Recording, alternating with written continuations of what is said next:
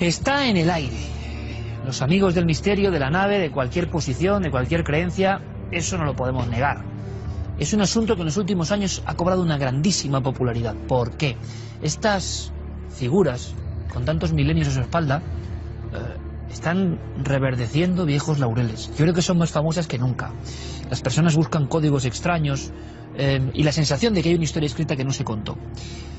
Hay historias oficiales. La historia empieza en Sumer, otros muchos libros de los primeros arqueólogos que empezaban a descifrar este mundo de tablillas con escritura cuneiforme.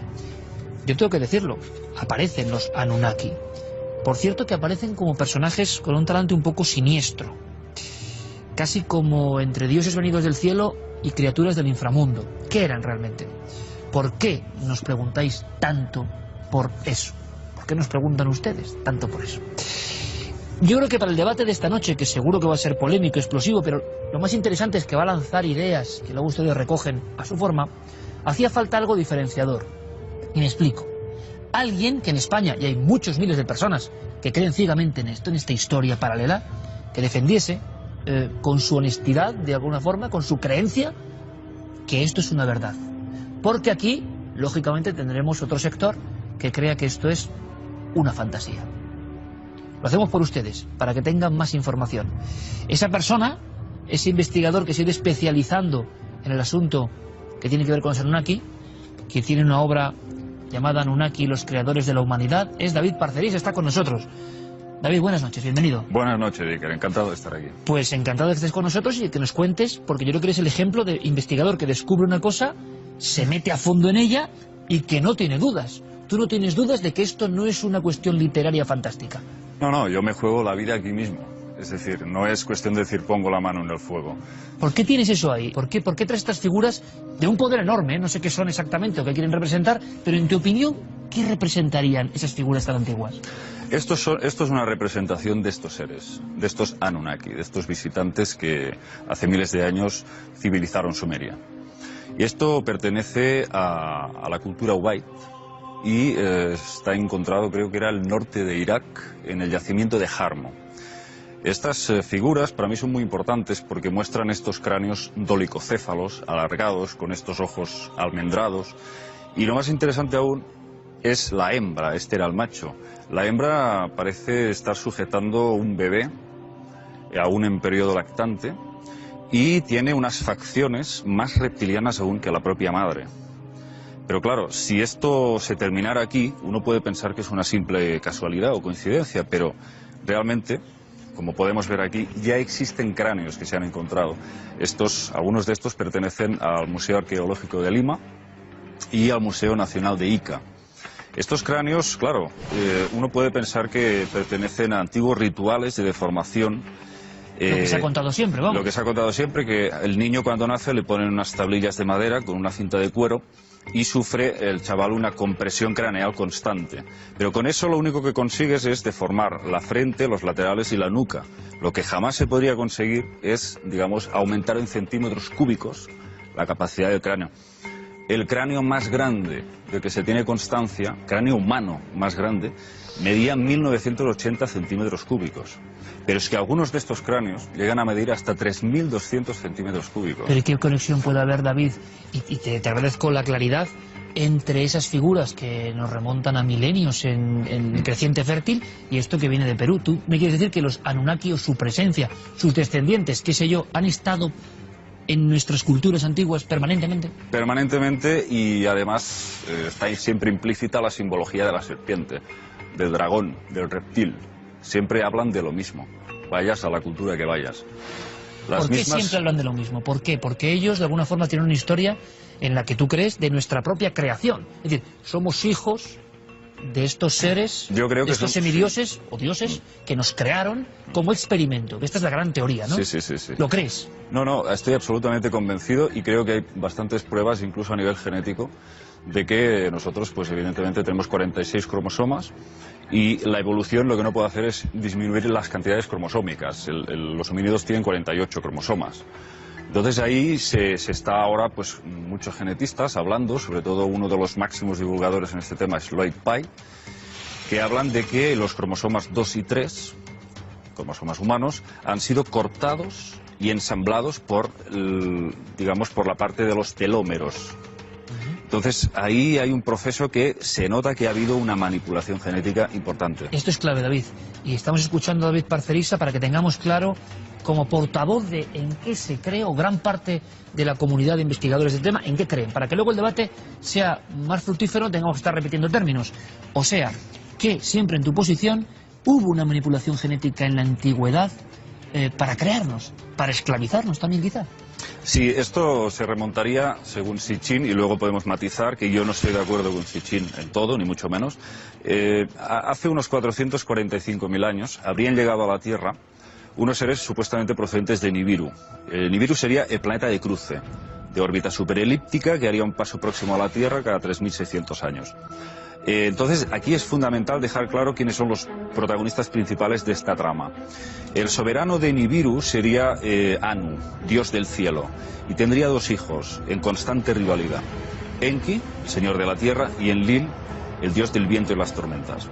Al parecer, se enfrentaban a un problema en su atmósfera bastante parecido al proceso que estamos pasando ahora, que se va degradando el ozono. Entonces ellos estaban expuestos a los rayos cósmicos, había unos graves contrastes térmicos en su mundo, idearon un sistema muy ingenioso, a través del cual lo que hacían era lanzar partículas de oro pulverizado en suspensión en la estratosfera, creando así como una especie de barrera de protección contra dichos rayos cósmicos.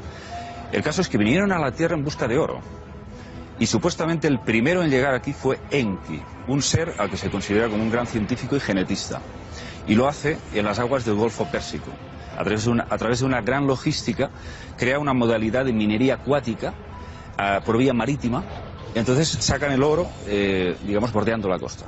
El sistema logístico fracasa tras muchos intentos, y entonces Anu envía a su segundo hijo, Enlil, y se asienta en la Mesopotamia meridional. Y ahí levanta 7 ciudades funcionales para la misión de extraer oro. Encuentra en el sudeste de África, creo que bastante cerca de Zimbabue, si no recuerdo mal. Pero claro, ¿qué ocurre? Si ha fallado el sistema logístico, ahora necesitamos mano de obra, necesitamos mineros para extraer ese oro. Entonces, los encargados de hacer eso son los llamados Igigi, significa aquellos que ven y observan. De hecho, aparecen como si llevaran unas grandes gafas, unos grandes ojos, en diferentes representaciones. Los Igigi serían como los dioses menores, los encargados de realizar esas tareas sucias que estos dioses Anunnaki no quieren hacer. Entonces, a base de mucho tiempo de soportar altas temperaturas en dichas minas, se produce un motín y casi estalla un consejo de guerra. Se supone que piden el cese total y definitivo de estas minas.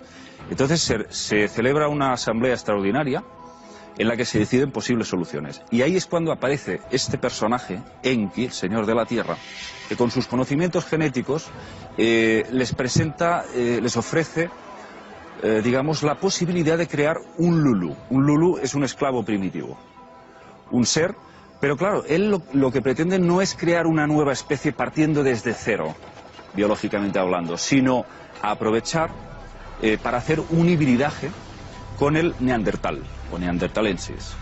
Y David, para resumir, porque muy interesante, y estoy seguro que gran parte del público está diciendo ¿qué está diciendo este hombre? Y otra parte está diciendo me encaja, ¿no?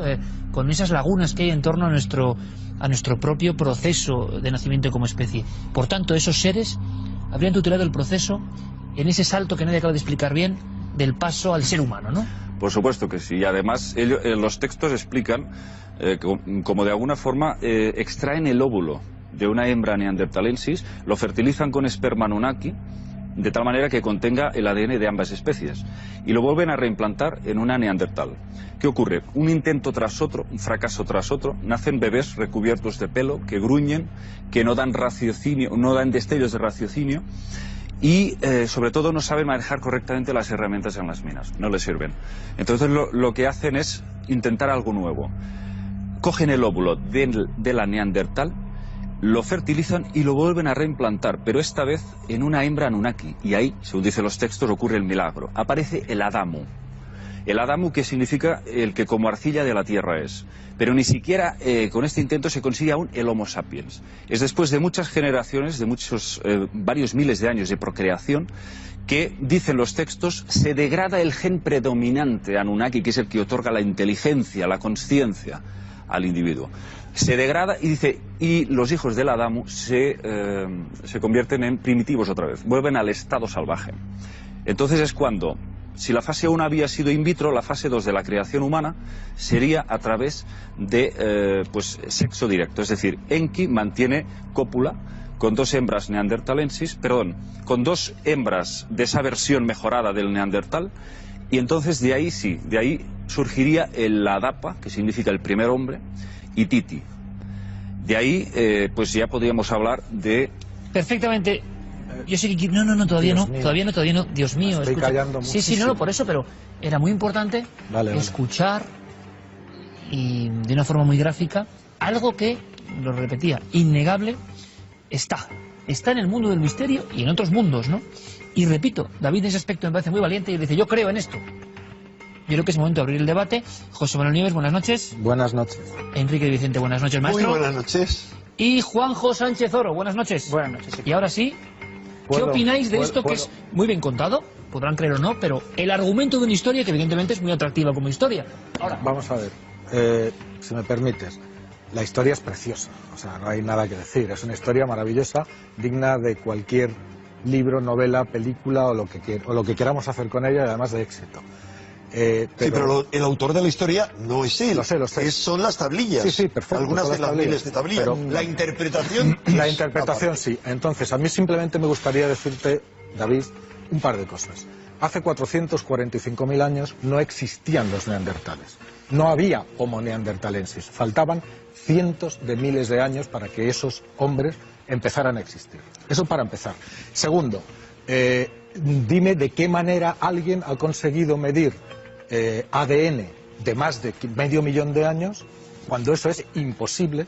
Hace 445.000 años no existe... No, ahora, oye, yo te he dejado hablar un cuarto de hora. Sí, pero tiene que exponer. No igual es el tema, pero hay que hacer debate. No existían los hombres de Neandertal. Pero está siguiendo una línea que yo no he comentado. Es decir, hace 445.000 años llegaron a la Tierra, pero el proceso de creación humano podría estar entre los 250, 300.000 años. O sea, que oficialmente en esa cronología Anunnaki, vamos a decir, 445.000 es la llegada. Es la llegada de los Anunnaki. Ahora, como historia es tremenda, tampoco se puede determinar. La historia es maravillosa. Yo luego, cuando presente los argumentos Enrique, en contra, contaré mi propia historia pues, del tema. Te voy a decir una cosa, y al público, por supuesto, que es lo más importante, que en el fondo no me extraña que, y sería una pregunta, ¿no? ¿Por qué esto está calando tan fuerte ahora, en este instante? Porque nos toca en la base. Eso es lo que voy a decir. Hombre, que parece que es rellena una serie de incógnitas, ¿no? Al gran misterio de la vida. Porque, vamos a ver, las respuestas que nos están dando es no respuesta. Y ocultando toda una serie de evidencias que se han venido ocultando y se siguen ocultando. Y partamos ahí. Pero bueno, seguir. Yo estoy respondiendo a la pregunta de Iker. Nos están dando una respuesta fuera de la mesa, fuera del sistema. Y a lo mejor yo no estoy de acuerdo con esa respuesta en su totalidad. Pero la gente dice, oye, ya me cuentan algo diferente y más creíble de lo que me han contado, por un lado los curas, la interpretación de la Biblia, más creíble, y por otro lado los científicos. Más creíble, ¿por qué? Que van cambiando. Más creíble, Hombre, ¿por qué? Perdona, no me lo preguntes a mí. Curas, no metas a los curas. Hablo de ese gran público que se fascina por eso. ¿Quieres? Me has hecho una pregunta. Una cosa más, espera un momentito, Enrique. Yo te contesto. Y enseguida debate abierto, pero Juanjo es un historiador con mucho criterio y demás, y ustedes lo saben. ¿Por qué crees tú? Te lo pregunto personalmente, porque tú estás siempre, en el fondo, haciendo un poco de sociólogo de la historia también. ¿Qué habrá pasado para que este tema tenga ese esplendor? Podemos estar en contra, a favor, da igual. ¿Por qué ahora, en este instante? Pues yo creo que sobre todo porque tendemos a explicar el pasado desde el presente, desde lo que conocemos. Entonces es mucho más fácil entender el mundo mesopotámico hablando de naves espaciales, que es lo que conoce cualquiera, sin necesidad de tener que hacer ningún esfuerzo especial, hablando de hibridaciones, etcétera, etcétera, que sumergirnos en la mentalidad de hace 4.000 años. Que eso es muy complicado. Hay que conocer los textos originales, hay que conocer cómo funcionan las relaciones sociales ahí, hay que conocer las claves religiosas, las relaciones de poder, y eso exige un esfuerzo, ya digo, muy importante. Sin embargo, si simplemente proyectamos lo que conocemos en el día habitual sobre el pasado y ahí cambiamos peras por manzanas, que eso es lo que hace Sitchin, porque si tú vas a los textos y muchas de las cosas que has estado comentando realmente no están en los textos. Estás utilizando determinadas figuras, exacto, y trasladadas al mundo actual. Hay una cosa que es fundamental y debemos hablar sobre todo de la calidad de los textos en los que se basa Sitchin. Porque Sitchin, un segundo, déjame un segundo. Sitchin no es un arqueólogo, no es arqueólogo. Ha hecho una historia de salón, desde el despacho de Nueva York, y utiliza unos textos que son fundamentalmente textos literarios. No estamos hablando de unos textos revelados, sino de unos textos que se llaman poemas, en su mayoría, que eran muy elaborados literariamente porque se exponían en ceremonias públicas. Mitología un poco de la época. Mitología, pero ya digo, literatura. Es decir, si nosotros, por ejemplo, ahora cogemos una película de Moisés, los 10 mandamientos, tenemos ahí diálogos pormenorizados de lo que decía Moisés con el faraón, etcétera, etcétera. Si vamos a la fuente en la que se inspira la película, que es la Biblia, eso no aparece. David, ¿por qué en tu posición diferente a los compañeros crees que ahora mismo está esto tan en boga, interesa tanto? ¿Por qué? Porque simplemente la gente no es tonta. Así de claro te respondo. Es decir, la gente ha empezado a encajar todas las piezas del rompecabezas. Porque cada vez hay más información en Internet y se están dando cuenta de lo que he dicho al principio, que en todas las culturas se habla de estos dioses antiguos. Y si me permites voy a dar una muestra.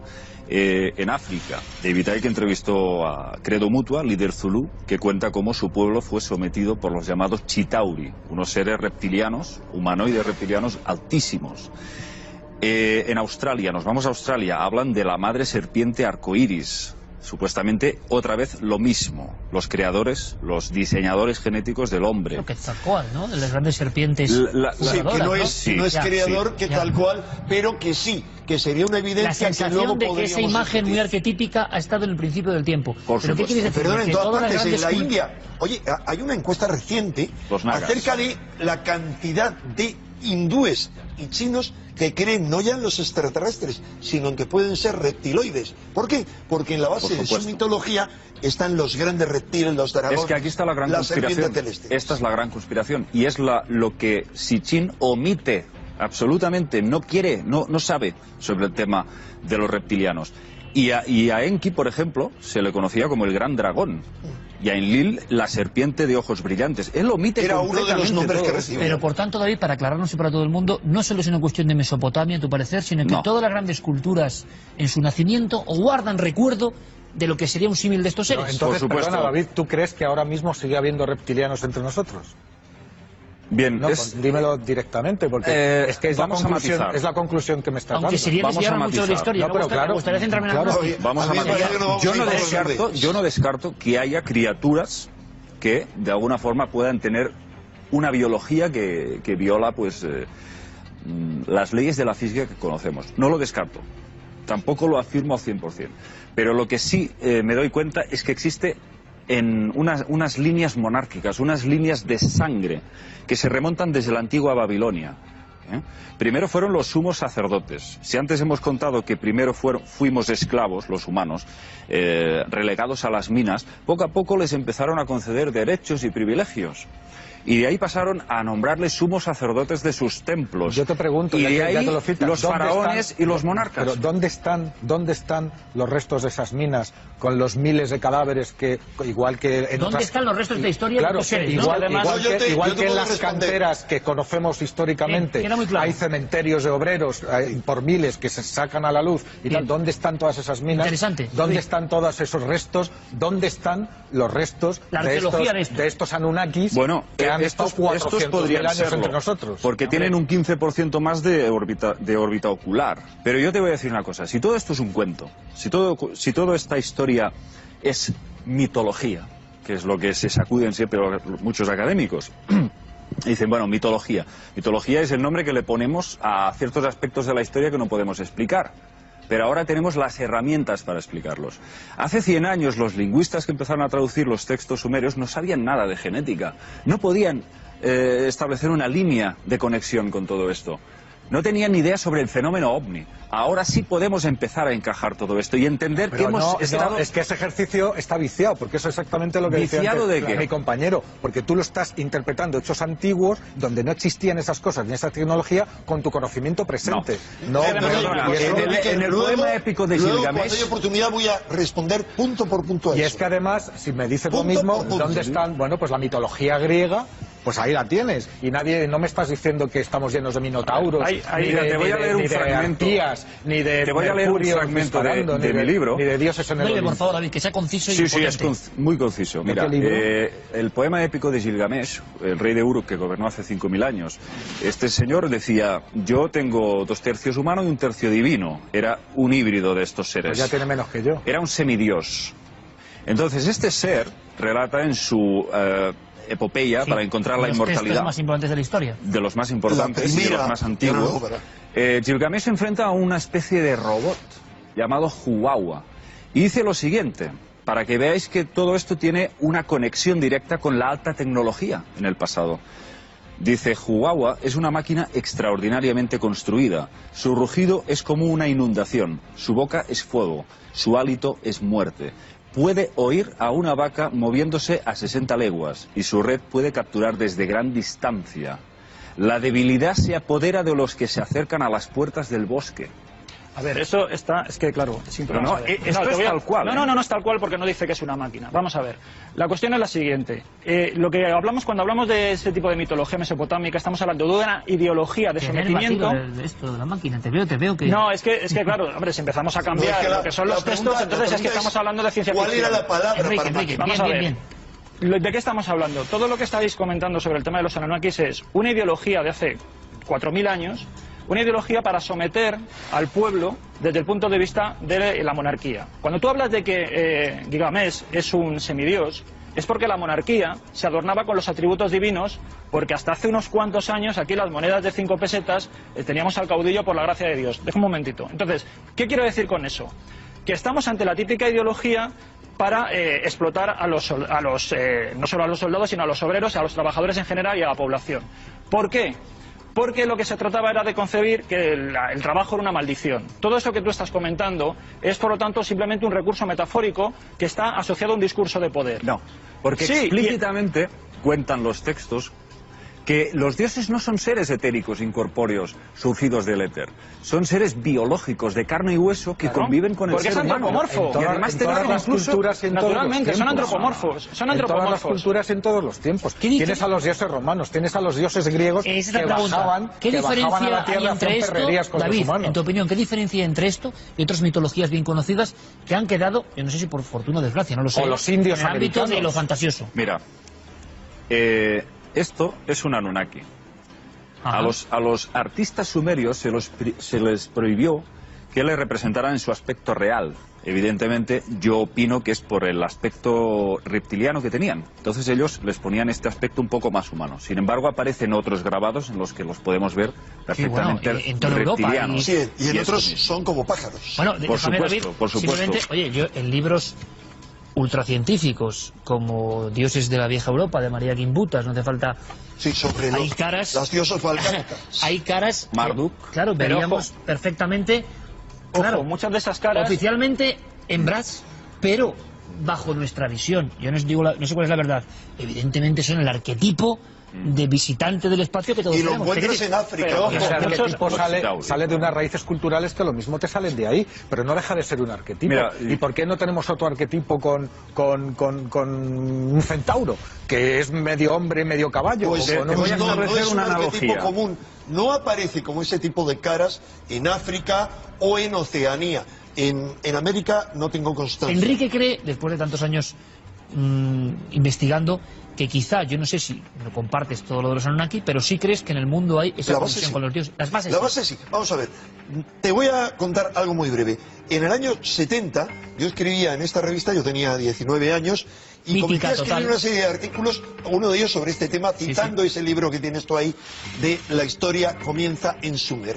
Y en aquel entonces, lo que yo planteaba como hipótesis, todavía no había empezado a publicar Sitchin. Lo que yo planteaba como hipótesis haría que la mayoría de la gente se riera de mí, porque entonces la mayoría de la gente dudaba incluso de que hubiera vida en otros mundos.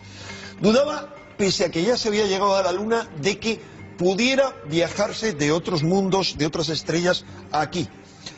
Consideraban imposible, se decía entonces, que hubiera hibridación entre dos especies. Me decían, eso es absurdo, es imposible. ¿Por qué? Porque no se había todavía desarrollado la ingeniería genética. Cuando Sitchin plantea eso en el año 1976, no lo olvidemos, primero, no hay ingeniería genética, segundo, no hay geoingeniería o terraformación, que es la operación a la que se refiere como esa capa que hay en torno a la Tierra, esa capa de oro.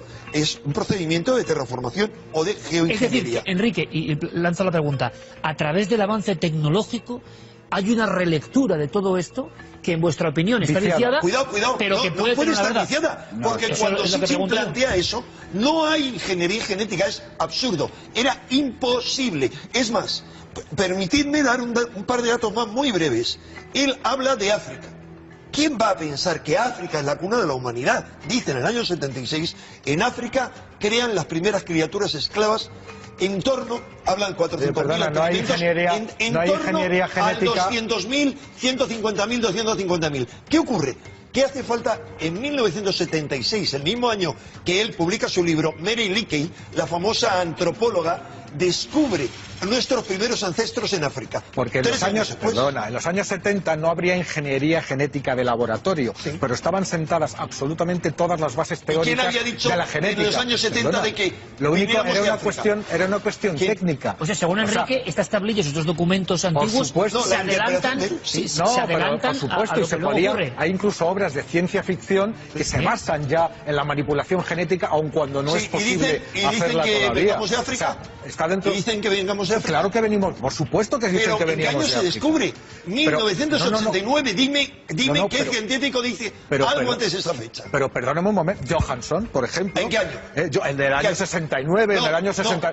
¿Cómo? Si a Lucy la llamó así por una canción de los Beatles. La famosa Lucy se llama así porque cuando la descubrió estaba sonando. Lucy in the Sky. Vale, y ese es el año 60. Ese es el año 68. Perdona, era LSD. Lucy in the Sky with Diamonds. Vale, pero eso es del año 68 o por ahí. No, sí, 69. Es bastante... y antes había habido otros descubrimientos. Sí, pero porque había seres, una mona que se llamaba... Pero no habla de una madre común. No, perdona, pero el tema de la Eva mitocondrial, es muy posterior. Muy posterior. Del 2000 o así. Que estamos hablando de que esta información que ahora se relee resulta que da códigos que igual se viene adelantado a su tiempo. Vayamos un poco más allá, todavía. Cosa que no es verdad. No, si yo no lo estoy afirmando, digo lo que se afirma. David, ¿y qué fue de estos seres? Pongámonos en la posición de que estuvieron con nosotros. Bueno, y se acabó el oro y se fueron. A ver, en el capítulo final de mi libro yo cuento que al final se produce un conflicto armado, y con el empleo de armas nucleares entre los propios Anunnaki. Entonces, una de las... ¿Tú lo crees realmente? Y a mí me parece... Por supuesto. Por eso, pero es que a mí lo que me gusta, de verdad te lo digo, es la honestidad. No utilizas esto como para hacer un libro, ¿lo crees de verdad que pasó así? No, es que no podría hacerlo de otro modo. Es decir, yo hago lo que verdaderamente pienso y siento. ¿Cuándo fue esta guerra nuclear? Perdona, ¿cuándo fue? Sí, el cuándo ahora te lo... O sea, ¿cuándo tuvo lugar? Sí. Mira, y sería global, me imagino. La revista Geology, en abril del 2000, publicó un interesantísimo artículo en donde se dice lo siguiente: un análisis químico de las antiguas capas de polvo del Golfo de Omán determinó que se había producido un inusual cambio climático en las regiones adyacentes al Mar Muerto, levantando grandes tormentas de polvo que alcanzó el sur de Mesopotamia. Un extraño y dramático evento que tuvo lugar en torno al año 2025. Sitchin da la datación para el 2024, se equivoca por muy poco. En ese informe se equivoca por muy poco. En ese aspecto lo acierta. Pero en ese informe no habla de explosión termonuclear. Yo tengo aquí. No, pero te explico. Se encontraron isótopos de uranio 235. ¿Pero a qué lo achacan? ¿Has leído el artículo? Yo lo tengo aquí. Sí. ¿Lo has leído? No he leído este artículo. Pero te puedo asegurar. No lo achaca eso, lo achaca a un cambio climático en lo que es el Atlántico, con una serie de altas presiones que van desertificando, y además se constata y se confirma arqueológicamente, porque empiezan los yacimientos arqueológicos, se ven que los graneros cada vez son más amplios, por lo tanto tienen que guardar mayores cantidades de granero. Y familias y generaciones enteras que han muerto de cáncer por la radioactividad que hay. ¿Pero qué tiene que ver con Mesopotamia? Y arena radioactividad cuesta un calor. Además hay una cuestión. Hay radioactividad natural en todas partes. Mira, si tú generas una explosión termonuclear de las características que estás comentando... No una, está diciendo global. Pero que coincida con el año en el que dice. Es que no está coincidiendo porque el informe que tú estás comentando no habla de explosión termonuclear. Está hablando, lo achacan como mucho a una actividad volcánica combinada con lo que te estoy comentando, porque ellos lo que analizan son muestras de lava. Y además, mira, si tú generas una explosión termonuclear, y eso se sabe porque tenemos desgraciadamente mucha experiencia, no solamente eso, es que deja unos restos que se llaman trinitita, que es un tipo de mineralización de lo que sería una especie de vitrificación o petrificación de lo que son la superficie terrestre. Desde la cantidad de calor que se genera en una explosión termonuclear. No hay nada de eso en Mesopotamia. Mesopotamia es uno de los lugares del mundo más excavados arqueológicamente. Lo hay en otros lugares diferentes. Desde finales del siglo XIX. Desde la historia, los atolones donde se hacían las pruebas nucleares. Pero no me hables de los textos, háblame de las excavaciones. Los textos te estoy diciendo que es literatura. Claro, ¿y dónde están los restos de esas explosiones nucleares? Claro, es imposible. Mira, los desiertos no es suficiente. Los desiertos no es suficiente. Los textos se dice que eran valles muy fértiles. Eso que has leído de Geology, eran valles muy fértiles. Yo te puedo traer 150 artículos con variaciones climáticas locales dramáticas en un montón de periodos de la historia. Y lo que puede haber, mira, las razones para que se produzcan esos cambios y para que haya mayor cantidad de isótopos de un material o de otro pueden ser variadísimas, pueden ser filtraciones del subsuelo. Es una zona que además está muy sujeta a movimientos de tierra porque está en medio de dos placas tectónicas. Es decir, pueden ser emanaciones del subsuelo que de repente acidifican la atmósfera. Y pueden hacer caer puede las haber uñas erupciones volcánicas. Pueden enfermar a las personas hasta ese punto, caerse el cabello y las uñas. Por supuesto que son sí. efectos típicos. Pero mira cómo se quedaron los de Pompeya, por Dios. O sea, una cosa, mira cómo se quedaron los de Pompeya. Es que son ganas de no ver.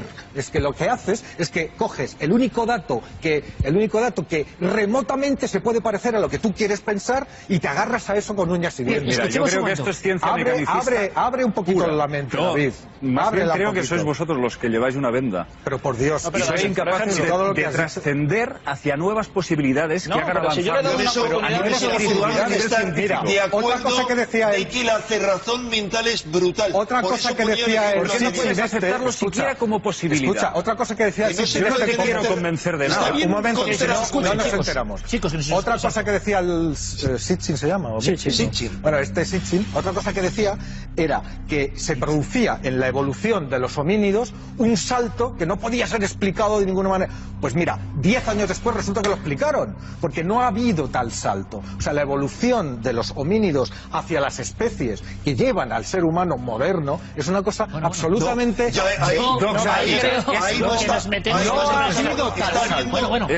cambios, ha habido variaciones. Vamos a ver, eran especies por descubrir, pero todo encaja. Puesto que Iker me da la palabra, siguiendo con eso, ¿cómo se puede decir que está todo explicado? ¿Quién ha dicho eso? ¿Pero quién ha dicho eso? No, vale, perdón, corrijo, no he dicho nada. Vale. Sigo hablando de lo mismo.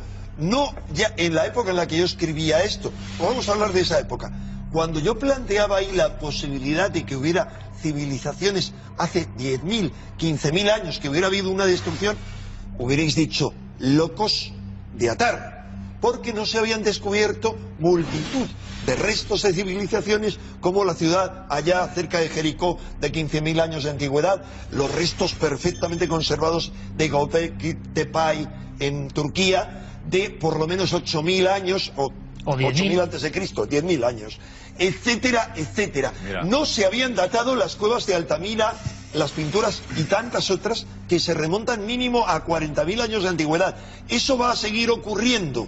Por supuesto, si no estamos abiertos a eso, vamos a eso. Estamos abiertos. Y son correcciones que van recomponiendo el puzzle, bien, pero de ahí a montar una historia paralela con guerra termonuclear, especies extraterrestres. Es una interpretación. Es que me parece una barbaridad. Hay que decir, en la Biblia o en otros pasajes siempre se habla, ¿no?, de destrucciones masivas que muchos han interpretado como de armas inimaginables. O sea, decir termonucleares es, y ahí estoy de acuerdo, hacer una lectura moderna, mientras que podrían ser bombas de neutrones o lo que se descubra. Pero ¿dónde están los restos? De 100 años. Si yo estoy de acuerdo, pero salgamos del papel, es que ya nadie excava así.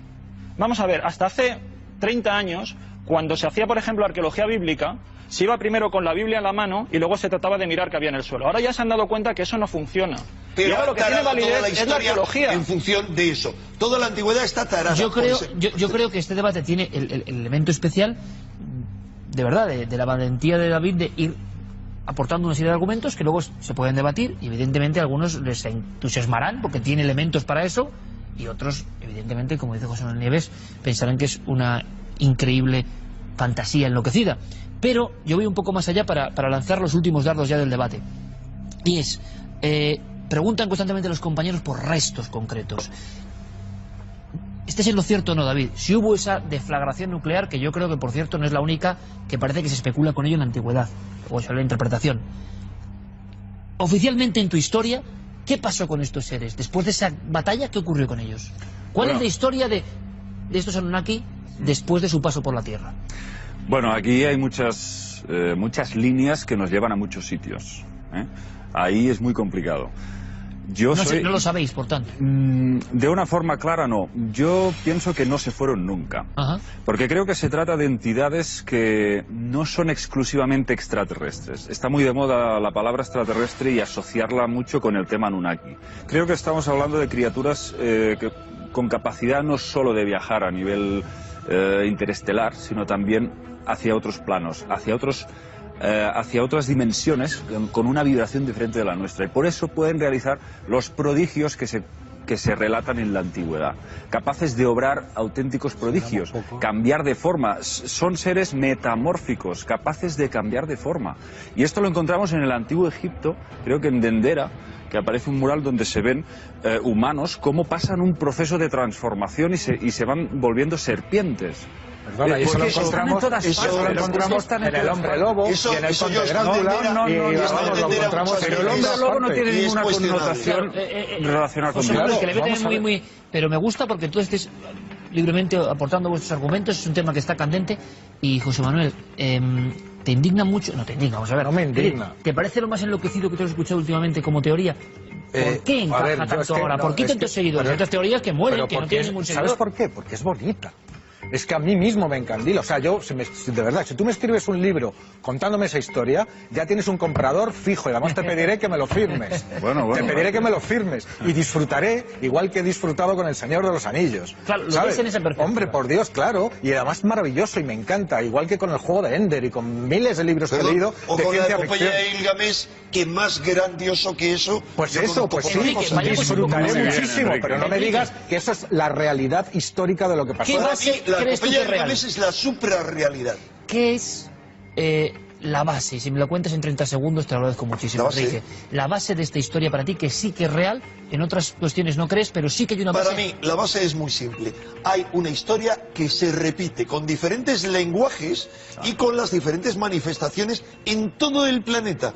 Y es que hay unos seres superiores a la humanidad que descienden, no unos, hay diferentes pasos en diferentes momentos y que interactúan con la humanidad. Algunos de esos seres aparece que llevan a cabo manipulaciones genéticas. Hay historias en Egipto como Ta, que era un alquimista, y hay otros que se unen físicamente, como el caso en la Biblia y en todos los libros de Enoch, de los Nefilim, que son gigantes y que, dice, ya había gigantes en la Biblia, había en la tierra entonces, y también los hubo después. Y que se mezclaron con la humanidad. Esos gigantes, que daría lugar a otro debate, no solo aparecen en todo el planeta, sino que de eso sí, hay multitud de huesos que se han encontrado y que afortunadamente no todos han sido ocultados. Bueno, lo dejamos aquí. A mí me ha parecido apasionante. Ambas posiciones, ¿eh? Maestro Enrique de Vicente, ¿hacemos ese debate, te parece?